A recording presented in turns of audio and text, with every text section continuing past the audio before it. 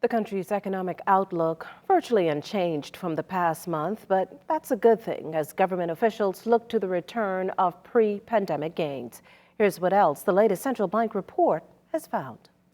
If we were to go by the central bank's expectations, the domestic economy will continue on its trend of recovery. But the reality is, so will the downside risk to the country's bread and butter industry, tourism.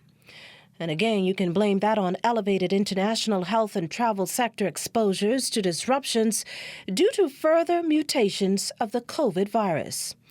Add to that the possibility of rising energy costs negatively impacting travel sector competitiveness and counter-inflation policies dampening consumers' ability to even travel.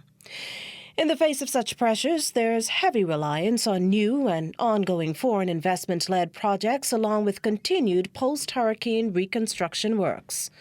Of course, any stimulus to the crucial construction sector will serve as a boost to the labor market. In fact, the central bank's latest monthly economic and financial development report points to unemployment remaining above pre-pandemic levels. Now, in terms of prices, brace yourself.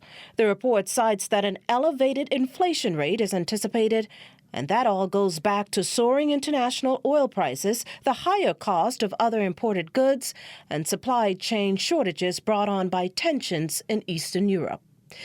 And that brings us to what's happening on the fiscal end of things. The central bank notes that the government's net financing gap will remain high owing to higher disbursements for health and social welfare associated with COVID, as well as outlays related to restoration of key infrastructure following Hurricane Dorian.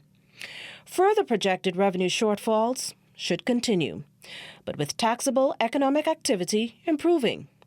Further, there's going to be a need for a blend of domestic and external borrowings to close the budgetary gap.